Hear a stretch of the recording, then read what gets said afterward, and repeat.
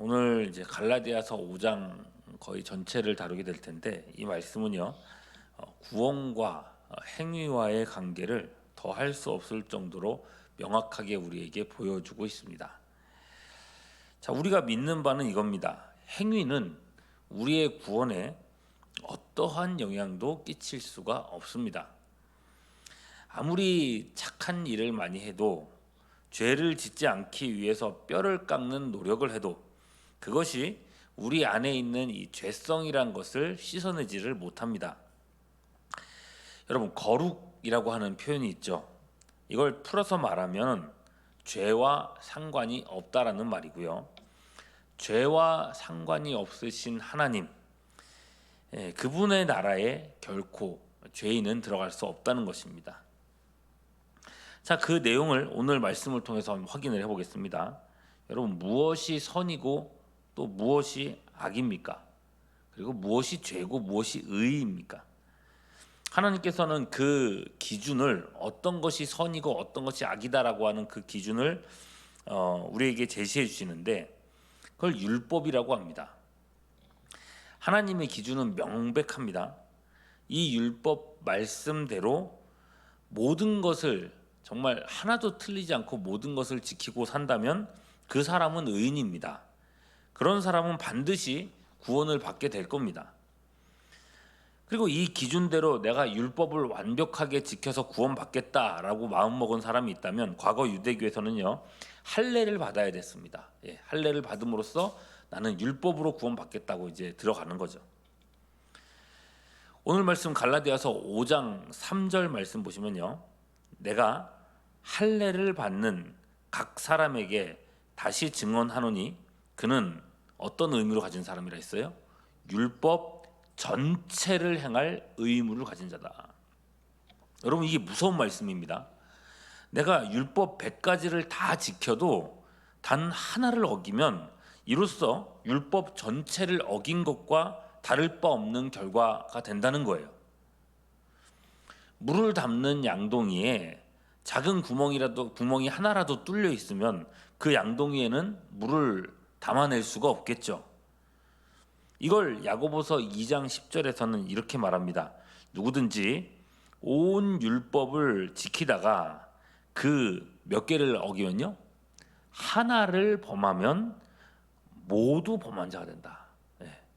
하나를 범하면 율법 전체를 못 지킨 것과 똑같은 거라는 거예요. 그럼 여러분, 하나님이 정하신 율법을 100% 완전하게 다 지켜야 구원을 받을 수 있다는 건데 그거를 그렇게 완전하게, 그것도 평생 지켜낼 수 있는 사람이 과연 있을까요? 물어보나 마나한 질문 아닙니까? 그러므로 그럴 수 있는 사람은 역사상 한 사람도 없습니다. 그러므로 사절은 이렇게 말하죠. 율법 안에서 의롭다함을 얻으려 하는 너희는 어떻게 된다고요? 그리스도에게서 끊어지고 은혜에서는 떨어진 자로다. 율법으로 구원받고자 하냐? 너희는 그리스도에서 떨어졌다. 은혜에서 떨어졌다. 이건 선언적인 표현이에요. 율법으로는, 착한 행위로는, 도덕과 윤리로는 절대로 천국에 못 들어갑니다. 죄 문제 해결 못하고요, 결국 죄의 값인 사망에 처하고 맙니다. 영원 형벌인 지옥에 떨어질 수밖에 없다는 거예요. 여러분, 세상의 모든 종교들은요, 구원과 극락, 천국 이런 것들을 다 소망을 하죠. 다만 그 방법을 보면 한결같습니다. 오직 행위에만 의존합니다. 선을 행하라고 말하고 자기가 믿는 그 신을 위해서 너를 희생하라고 말하고 스스로 뭔가 심오한 깨달음에 도달하라 이렇게 말을 합니다. 이런 내 노력, 이런 행위로서는 죄 문제는 해결되지 않는다는 거예요. 오직 대속의 죽으심이 있는 기독교 신앙만이 행위가 아닌 믿음을 구원의 방법으로 제시하고 있습니다. 그리고 그 믿음이라는 것조차도 마찬가지예요. 믿음이 뭔가 대단한 어떤 열심과 어떤 대단한 수준 같은 것들이 있다고 우리가 자꾸 착각을 하곤 하는데 그렇지 않습니다. 성경은 단순한 믿음을 말하고 있습니다. 믿음이란 건 뭡니까? 굶어 죽어가고 있던 어떤 거지에게 어떤 좋은 사람이 빵을 내밀어 준다면은 그 빵을 받기 위해서 손을 내미는 그 손, 이게 믿음입니다. 예수님은 자신을 찾아온 사람들에게 나를 믿느냐 물으셨고요. 네, 믿습니다. 라고 그 말하는 그 사람에게 구원을 베푸셨다고 했습니다. 단순합니다. 그게 답니다. 이게 어떻게 가능하냐? 여러분, 우리가 구원받기 위해서 이뤄야 될 윤리, 도덕, 선, 율법, 여러분 뭐라고 말하든지 그 모든 그 조건들을 예수께서 십자가에 달리사 다 이루어 주셨습니다. 우리가 치러야 될 이 죄의 값들을 예수님이 전부 다 치러 주셨다는 거예요. 그러므로 예수님은 십자가 위에서 이렇게 말씀하셨던 겁니다. 요한복음 19장 30절, 예수께서 신 포도주를 받으신 후에 이르시되 뭐라 그러셨어요? 다 이루었다 하시고 머리를 숙이니 영혼이 떠나가시니라. 예수님이 우리의 죄값을 다 치러주셨다는 거예요. 예수님이 다 이루어주셨으니 인간은 더 이상 할 일이 없습니다. 이뤄야 할 것도 없고 갚아야 할 죄도 없습니다. 그저 우리에게 이 사실을 믿는 믿음, 그 하나를 요구하실 뿐입니다. 오늘 5절 6절 말씀 보시면요, 우리가 성령으로 믿음을 따라 의의 소망을 기다리노니 그리스도 예수 안에서는 할례나 무할례나 효력이 없으되 사랑으로서 역사하는 믿음뿐이니라. 아무 행한 일이 없는데도 그냥 구원해 주시겠다는 거예요. 이게 얼마나 큰 은혜입니까? 그런데 여러분, 하나님 주님 예수님께서 이런 엄청난 은혜를 주시는데 세상은요, 이런 방식의 구원을 오히려 이상하게 여깁니다. 아니, 그래도 내가 지은 죄인데, 내 죄값인데 이 내가 갚지 않고 그냥 해결이 된다는 게 말이 되냐? 그래도 인간이 어떤 역할을 좀 해야, 인간에게 어떤 역할이 있어야 그런 구원이 가치 있지 않겠냐? 이런 생각들을 한다는 거죠. 그래서 세상 사람들은 이 믿음으로 받는 구원을 이 역사 속에서 계속해서 배척해 왔습니다. 믿음의 사람들을 박해합니다. 11절에 바울이 이렇게 말해요. 형제들아, 내가 지금까지 할례를 전한다면 어찌하여 지금까지 무엇을 받는다고요? 박해를 받았겠느냐? 그랬으면 십자가의 걸림돌이 제거되었으리니. 바울은 십자가를 전했습니다. 그 대속의 십자가가 세상 사람들에게는 항상 걸림돌이었다는 거예요. 그래도 인간이 선을 행하는 것이 가치 있는 거 아니냐? 인간이 스스로 어떤 노력을 해서 구원을 쟁취해내는 것이 좋은 거 아니냐? 이렇게들 생각을 한다는 거죠. 이렇게 행위 구원, 율법의 구원, 할례 구원을 주장하는 사람들, 그런 주장으로 교회를 혼란에 빠뜨리는 사람들이 이 당시에 갈라디아 교회 안에 있었던 거죠. 그런 사람들에 대해서 바울이 얼마나 속이 상했던지 12절 어떻게 말하는지 보세요. 너희를 어지럽게 하는 자들은 스스로 어떻게 하기를 원한다고요? 베어버리기를 원한다. 베어버린다. 이거 할례하고 관련된 표현입니다. 남성 성기의 포피를 제거하는 거죠. 지금 바울이 말하는 것은요, 여기서 스스로 베어버리기를 원한다 이 표현은 그냥 포피를 제거하기를 원한다 이걸 넘어가지고요, 아예 거세해버리면 좋겠구나 이런 뜻입니다. 거세해버려라. 이 거세라는 것도 되게 종교적인 표현인데요, 당시에 아시아 이방 그 종교에서 행하던 그런 의식이라고 합니다. 그러니까 바울이 말하는 건 뭐냐면요, 차라리 그냥 할례로 구원받겠다고 생각한다면은 하나님 이름 떼버리고 이방 종교가 행하는 것처럼 이방 종교로 가버려라. 하나님의 은혜 이런 거 얘기하지 말고 이방 종교로 가라. 이렇게 얘기를 하는 거예요. 행위를 따를 거면 하나님의 이름을 부르는 게 무슨 소용이냐는 거죠. 그만큼 바울은 오직 믿음으로 받는 구원에 대한 확신이 강렬했던 것입니다. 자, 여러분, 여기까지 율법으로서의 행위가 절대 우리를 구원하지 못한다, 이거를 강력하게 이제 주장하는 내용이었던 거고요. 이야기는 이제 다음 단계로 넘어갑니다. 그러면 믿음으로 구원받은 사람은 이제 율법과는 상관없는 것이냐, 무법하게 살아도 되는 것이냐, 이제는 나는 어차피 구원 받았으니까 내 마음대로 죄 짓고 살아가도 구원은 받을 수 있는 것이냐. 13절 보시면요. 형제들아 너희가 자유를 위하여 부르심을 입었으나 그러나 그 자유로 무엇을 삼지 말라고요? 육체의 기회를 삼지 말고 오직 사랑으로 서로 무슨 노릇하라고요? 종 노릇하라 그랬어요. 여러분 율법에서 죄에서 자유롭게 됐어요. 그렇지만 그 자유를 스스로 절제하고 오히려 뭐가 되어야 된다 그랬어요? 종이 되어야 된다. 오늘날에는 뭐 종 되라 그러면은 뭐 그런 말이다 이렇게 생각될지 모르겠지만 종, 노예 이런 표현 당시로서는 실제로 종이 있고 노예가 있고 그 종, 노예 부리는 걸 본 사람들의 시대 속에서는요 종이 되라 굉장히 모욕적인 표현이었습니다. 종이 되라니 아니 죽으면 죽었지 왜 내가 남의 종이 돼야 되나? 분명 율법에서는 자유로워졌습니다. 우리는 이제 율법을 통해서 구원받지 않아도 됩니다. 우리는 믿음으로 구원받은 사람들입니다.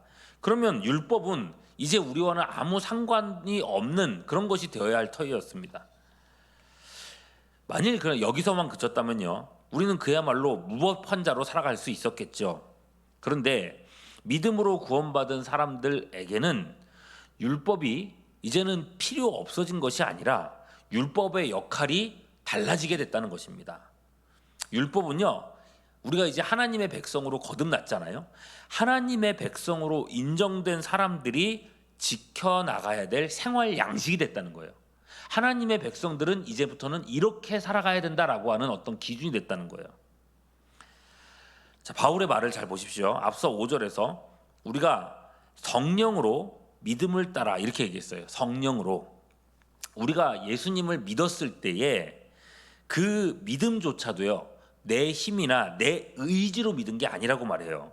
성령께서 이미 내 마음에 내주하셔서 나로 하여금 믿을 수 있도록 도와주셨다는 거예요. 내 힘으로 믿은 게 아니에요. 고린도전서 12장 3절 그러므로 내가 너희에게 알리노니 하나님의 영으로 말하는 자는 누구든지 예수를 저주할 자라 하지 아니하고 또 성령으로 아니하고는 누구든지 예수를 주시라 할 수 없느니라. 여러분 이 말씀이 굉장히 중요합니다. 어떤 사람들은 그런 생각을 해요. 내가 예수님을 믿으면 믿는 내 마음속에 성령이 오신다. 아니에요. 내가 믿기 이전에 성령이 나를 택하셨고 내 안에 들어오셨고 그리고 나로 하여금 믿게 만들어 주셨기 때문에 내가 믿은 거예요. 하나님이 내 안에서 일하신 게 먼저예요. 예수님을 주님이라고 고백하는 사람의 마음에는 이미 성령이 계시다는 겁니다. 우리를 믿게 하신 분이 하나님의 영이신 성령이에요. 그 성령이 여전히 우리 안에 계시죠. 그리고 그 성령이 우리 안에 뭘 주시냐면 선한 욕구를 주신다는 거예요. 하나님 닮는 마음을 우리에게 계속해서 주신다는 거예요. 그러므로 오늘 말씀 16절에 이렇게 말합니다. 내가 이르노니 너희는 무엇을 따라 행하라고요? 성령을 따라. 그 성령이 어디 계세요? 우리 안에 계신 성령의 그 소욕을 따라서 성령의 욕심을 따라서 우리가 행하라는 거예요. 그리하면 육체의 소욕을 이루지 아니하리라.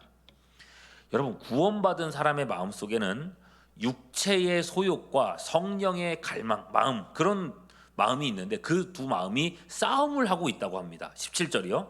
육체의 소욕은 성령을 거스르고 성령은 육체를 거스르나니 이 둘이 서로 대적함으로 너희가 원하는 것을 하지 못하게 하려 함이니라.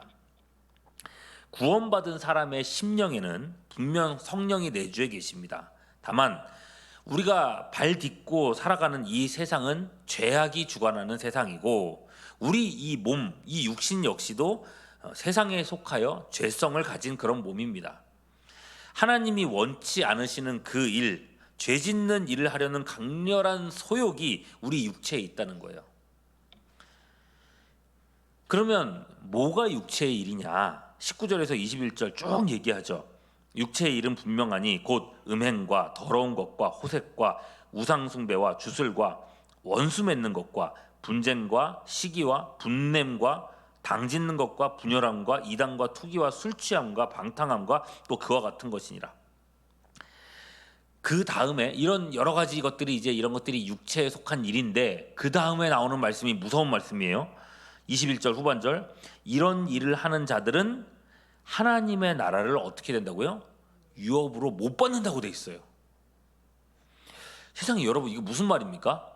구원 못 받는다는 얘기잖아요. 아니 그러면 예수님을 믿어도 내가 또 죄 지으면 지옥 간다 이런 얘기를 하는 건가? 그럴 수 없지 않습니까? 여러분, 이게 무슨 말이냐면 성령의 소욕 없이 오로지 육체의 소욕만 있고 그 소욕을 따라서 살아가는 사람들, 그 육체의 소욕에 지배되어서 그것만 따라가는 사람들이라면 그 사람에게는 처음부터 성령이 없었다는 얘기를 하고 싶은 거예요. 그러니 그 믿음도 참 믿음이겠어요? 참 믿음이 아니겠어요? 참 믿음이 아니라는 거죠. 참으로 예수 믿는 사람에게는 성령의 욕망이 있다는 것입니다. 22절, 23절, 오직 성령의 열매는 사랑과 희락과 화평과 오래 참음과 자비와 양성과 충성과 온유와 절제니 이 같은 것을 금지할 법이 없느니라 그랬어요. 성령이 내주해 있는 사람에게는 이런 억누를 수 없는 욕구가 있어서 육체의 일들과 끊임없이 싸운다는 거예요. 금지할 법이 없느니라. 우리 심령에서 끊임없이 이게 솟아난다는 거죠. 그런 것으로 여러분, 우리는 스스로 내가 구원받았는가 안 받았는가를 확인할 수가 있습니다. 아무리 내가 예수 믿는다고 생각해도 우리 생각 속에 선을 행해야 구원받지, 아유 그래도 내가 착한 일을 좀 더 해야 내가 그래도 천국 가지, 연세 드신 교회 생활 오랫동안 하고도 그렇게 연세 드신 어른신 분들 중에서 그런 말씀하시는 분들이 있어요. 얼마나 안타까운지 몰라요. 에휴 그래도 내가 좀 더 착한 일을 해야 천국 가지, 어떻게 내가 천국 가. 여러분 위험한 겁니다. 예. 외적으로 예수님을 구주로 영접했다 할지라도 그 마음속에 성령의 소욕 없이 그저 육체의 소욕만 있다면, 앞서 얘기했던 그 육체의 일들을 거리낌 없이 행하고 있다면 여러분 직분, 신앙생활, 연수 상관없이 심각하게 자기 구원을 점검해 봐야 됩니다. 24절에 그리스도 예수의 사람들은 육체와 함께 그 정욕과 탐심을 십자가에 못 박았느니라 그랬어요. 여러분 십자가에 못 박은 사람들, 그래서 성령의 소욕이 우리 마음속에 끊임없이 일어나고 그것이 누구도 막을 수 없는 것이 되는 사람들, 그런 사람이 구원의 사람이라는 것입니다. 오늘 말씀 통해서 여러분 구원과 이 행위, 율법, 도덕과의 관계들을 다시 한번 잘 정립하실 수 있기를 바라고, 나는 참으로 구원받은 사람인가, 나는 참으로 예수 안에 있는 사람인가, 여러분 이 사실들을 우리 구원을 다시 한번 깊이 또 신앙을 살펴서 확실한 구원의 길로 나아가는 우리 모두가 될 수 있기를 주님의 이름으로 축원합니다. 기도하겠습니다. 구원의 확신과 큰 기쁨을 주시옵소서. 저 천국이 우리의 본향 되게 하시옵고 이 땅의 삶을 나그네로서 살아가도록 성령님 우리 마음을 변화시켜 주시옵소서. 우리 생활도 구원받은 사람으로서 합당한 열매가 있게 하시옵고 누가 봐도 예수 믿는 사람, 그 예수의 향내가 나게 하시기를 간구합니다. 우리 교회가 구원과 변화의 요람이 되도록 인도하여 주시옵소서. 계속되는 연휴 가운데 우리 지체들의 안전과 건강 지켜주시기를 간구하옵고 우리 구주 예수 그리스도의 이름으로 기도하옵나이다. 아멘. 지금은 우리 구주 예수 그리스도의 크신 은혜와 거룩하신 하나님 아버지의 극진하신 사랑하심과 성령님의 교통하심이 함께 예배드린 모든 주의 권속들 위에 이제로부터 영원토록 함께 하시옵기를 간절히 축원하옵나이다. 아멘.